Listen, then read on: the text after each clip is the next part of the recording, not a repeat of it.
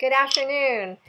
I'm Amy Saloner of Natural Baby Pros, and I am super thrilled to be speaking today with Peggy O'Mara. Her career started as a La Leche League leader. She's a world-renowned thought leader on the subjects of parenting, natural family living, and social justice. She was the editor-in-chief of Mothering Magazine for 31 years and the founder and editor-in-chief until 2012 of Mothering.com. She is also the recipient of multiple awards for journalism, public service, and Lifetime Achievement Awards for her work in this world. Today, she continues her focus on the excellence in journalism with PeggyO'Mara.com, her new adventure, and she's just an amazing human being. So she's going to be with us this year at the Natural Family Fair on September 14th at Del Mar Fairgrounds in San Diego. And she is going to be speaking on how it really is, the truth about the early years of parenting. Peggy O'Mara, welcome. And tell us a little bit more about your work and what you're going to be sharing with us. Thank you so much, Amy. I've really enjoyed our conversations before and our getting to know you and your enthusiasm. So thank you so much for that wonderful introduction. I always feel a little like, I'm like, who is that person? Because when you're doing your thing, you don't think about that stuff.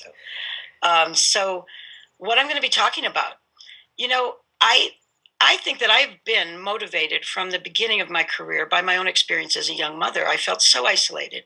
I had my first child in 1974. There was no internet. I had literally a phone line. I had an 8-person party line. Wow. There were 8 people on my phone. I mean, you didn't even have your own phone because I live kind of rurally. So I always wanted to help people avoid the suffering that I had suffered. I first kept a file cabinet of articles that I thought my friends would like. I shared it with my friends. My friend went to this conference in Colorado. She came back. She said, I went to this conference on this new thing. It's called networking. I think that's what you do. So, I was always wanting, again, to get information to people. So when I began working with Mothering Magazine, I really, people would think I had a certain point of view, and I did, but mainly I just wanted to get information that would help parents avoid their suffering. So in my generation, we started for the first time kind of talking about the postpartum period.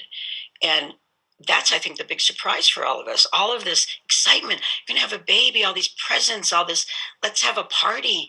And then you have a baby, and it's like, whoa, nobody told me how this would be. Yeah. And we think because, well, I remember even saying this to my daughter-in-law in like reflecting on her experience. She said, well, I'm college educated. I thought that I would just be able to figure this out. So you think that the things that people tell you about how difficult it is, are either exaggerated or that somehow you're virtuous and so you'll overcome them. But it's not about that. It's actually a very practical thing. It's a very practical time to say, okay, how can I really take care of myself? How can I look at what this period is really like, which is what I want to share with people in my talk, and then figure out how I can get, not only where I can get help, but how I can ask for it. Because I think even when we know that we need help, how do we ask for it?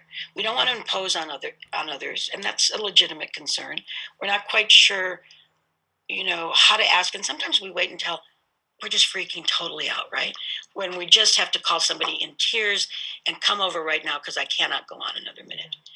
So I want to talk about that. How can we not get to that far? I mean, we might get that far, and there's nothing wrong with that.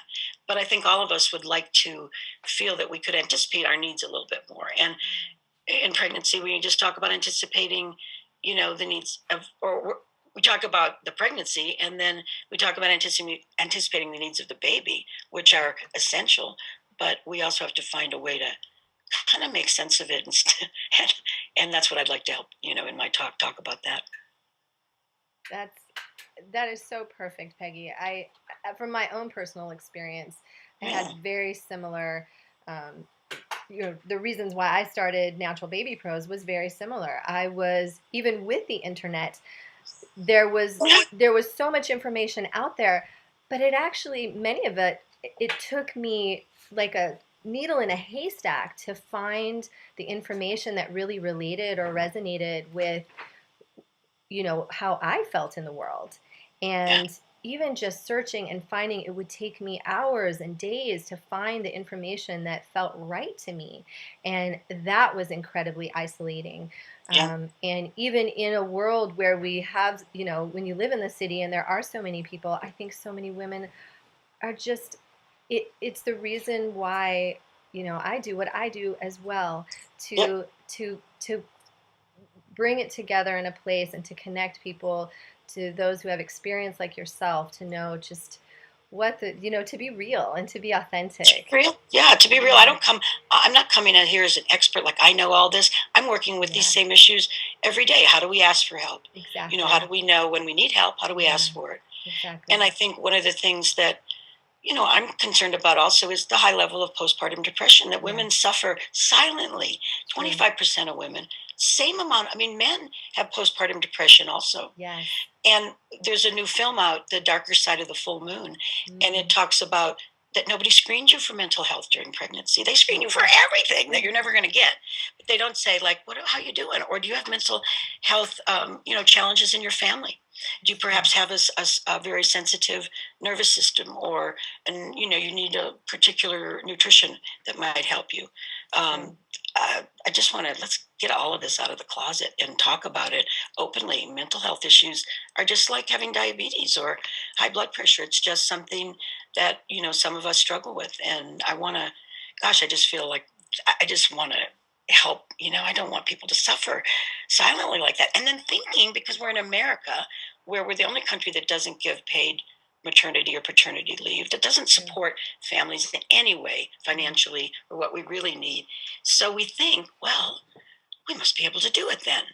Because if nobody's thinking that we can't, then, I'm just going to soldier up and figure this out. And Yeah. so we suffer sometimes unnecessarily. And again, let's bring that out of the closet and talk about that openly and talk about, well, so many things. Night waking, the whole illusion of now there's this new thing on Fox News, right? That you're supposed to be able now you could train your babies just like little doggies or something. Let's train them You're right. to sleep through the night Yeah. when they're not supposed to sleep through the night. They're not supposed to sleep for very long. Their whole nervous system is developing, the whole respiratory system. That's And in right. order for that to happen, they can't sleep too much. That's right. That's right. So yeah, there's so much we're learning these days, and I just I'm loving. This is one piece I think of your work. This, you've been working with families and educating about these ideas for so many years now, and what I've loved about your messages and in all of the avenues that you've done is that it's not it's not just the basic idea of it. I have found so much of your work to be really um, deeper, and Thank you. it's always touched my soul. Like, it's reading a Mothering magazine article was, or an article online was. There was oftentimes when tears would come to my eyes because it touched something deeper and went in and uncovered so much of these things that we just don't talk about. And I've so appreciated your work in that way. And I know social justice, in particular, in your new site on PeggyO'Mara.com, is really, sort of a broader stroke. What other ideas are you bringing in besides, natural family living and parenting into the work that you're doing these days? Well, I think the social justice sums it up. And I think that's why these issues, so many issues that I was moved to write about, do have these deeper questions Yeah, about human rights and social issues. Like the fact that our cesarean rate is 30 some percent yeah, when evidence shows it should be 10 or 12% makes it a human rights issue, makes it an absolutely. issue of we're experimenting on women. And so it becomes a human rights issue. I think some of the new issues I'm looking at, it seems to me like climate change is all we should be talking about now. That affects all of us, Yeah, and that's a national conversation that we have to have. That should be very robust and very vigorous. So I'm going to start, talking about that more. I really want to talk about this postpartum depression. yeah, Help people again, just bring these things into the light. I think that's always I keep repeating myself, but as I say it, I realize that's what I want to do is to bring these things into the light. Um, there's a lot of, I think, issues about, obviously, about food, genetically engineered organisms, whether they're going on our skin or they're going in our bodies. So that's another issue. I mean, there isn't an issue that doesn't affect us as parents, and there isn't an issue. I don't know. I mean, there's hardly any issues, even breastfeeding in public. I mean, what kind of, that's like a feminist issue that we somehow feel as women and more. It's interesting because in my generation, when there was like 20% breastfeeding, I never felt I had to cover up. I mean, I was modest, but I didn't, and that's a whole controversy in itself. I didn't feel that anyone was acting like I couldn't breastfeed in public. And now women, feel they have to cover up in these, with all due respect, ridiculous things that make them look, more obvious than anything, Right. or that they actually, people actually, would ask somebody to leave a public place. So, whose public is it anyway? Who does it belong to? And so many, I mean, there's just so many issues that fall under the umbrella, I think, of justice. Mm. Has that always been your sort of way of being? Has social justice been on the forefront of your thinking for your whole life, or have there been things in your life that have sort of inspired that in you? Were there experiences that really? Always, I remember even going when I was in high. Yeah, always. I think social justice, fairness has always been an issue for me. And when I was in high school, if you can even imagine this, I went to high school in California, and there was still segregated housing in California, racially segregated housing in California. And so we would have conversations in high school, roundtables about how that was wrong. So that issue just always and still continues to just, make me crazy. Yeah. We still have too much racial inequality. We still have, schools that are still racially segregated. Mm-hmm. So that was, I think, the first issue that really captured my attention. And then I was a hippie, and I was demonstrating for peace in the Vietnam War. I mean, here, my generation, the young men of my generation were being drafted. They'd all go into the draft board and either pretend they were gay or crazy in order to get out of the draft. And, and a lot of them were dying. And so that I was the daughter, actually, I'm the daughter of a military pilot. Mm. So I grew up very conservatively. I totally believed in the Vietnam War. And then, during the course of going to college, I was literally I was writing to my dad. He was stationed in Thailand, and he flew rescue helicopters into Vietnam. And I remember cutting my hair in front of the mirror, and this senator came on the radio. It was the news saying, "We are not in Thailand. We are not in Thailand." And it was like, well, my dad's in Thailand. I mean, so all this crumbling of, this edifice of what you thought was truth, and just really was opinion. Mm-hmm. So, yeah. I think I've always been passionate about the underdog. I think maybe I felt like an underdog because part of growing up in the military is moving around all the time. Yeah. So I was always sort of starting over. And so I think I kind of had a special sympathy maybe because of that for other people. Yeah. Mm. Well, it's a very special quality. And I think parents these days, something you said earlier, that we have to just sort of push through it. I think there is a mentality in our culture of that we, this whole super parent, super mom, whatever, that you just have to keep going, and we're career women, and we're, we have to do it all. And I know that was personally something that I was faced with very directly. Becoming a new mom and having to, what I talk about, moving into this rite of passage that we don't pay a lot of attention to, yes. Right? That this is a rite of passage that we step from being a woman into being a mother, and being from a man to being a father, that we don't actually realize the psychological, social, spiritual shifts and changes that happen. It's not just that you don't go out with your friends anymore. Like, there is something that really shifts in you, in your brain chemistry, in your biology, that totally changes. And it's not good or bad. It just is. But we don't honor it enough to give the care and attention to our parents when they're new. Anticipate that, yeah. Yeah, and I see new moms out in the grocery store, and their babies, are like a week old, and I Oh no, want to sit. I just can't even. I want to go over there and put, like cover them up or I something, right? know. I want to like say, Go go home. back to bed. Go What are back you to doing? bed. What are you doing? Relax. Be with your baby. Just. And we feel this thing. So the more that we can express and share how important it is to take care of ourselves. And, I'm excited. We're also bringing out Karen Brody, Yeah, who's she's a going to good be friend. She's talking great. about, taking care of yourself and this idea of postpartum care. We've got a panel this year as well on for the dads, Oh, good. and to talk about postpartum depression and preparing before, but also being able to take care of yourself after. So your talk is sort of the shining example of what's happening in our community here, of wanting to just let people know it's okay to take care of themselves and to honor this passage in really tender ways.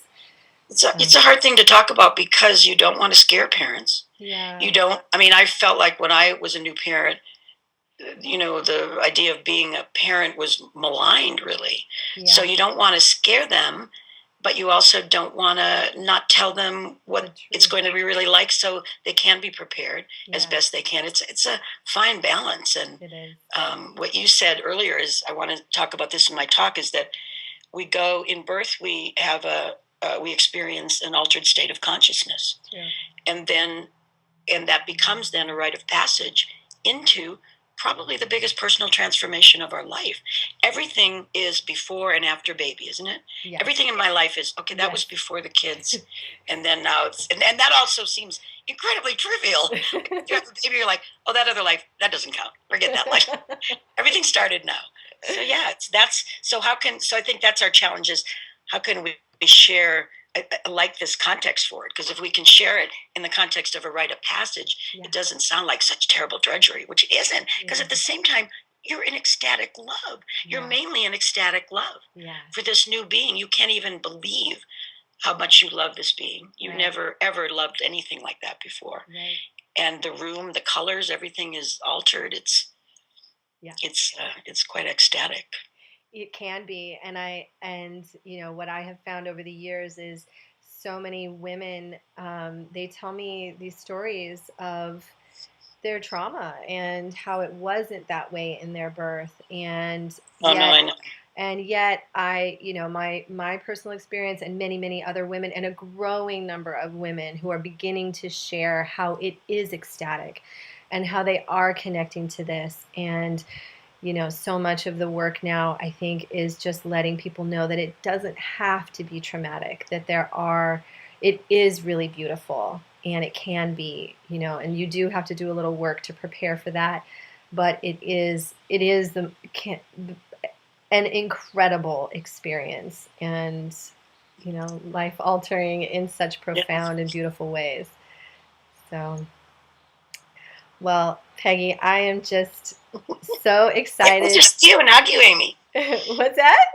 I can't wait to see you and hug you and be there. I know, me too. It's going to be great. It's going to be so much fun. We have such a full day of so many wonderful things, and I'm just thrilled to have you be to be there and to share your light with the community. And I hope to see many people there in the room with you, so they can experience your magic. And we will see you on September 14th. Oh, I can't wait. I look forward to meeting all of you in person, being part of your community, and I appreciate that you're putting on this event for the young families. Thank you. All right. Bye. Take care.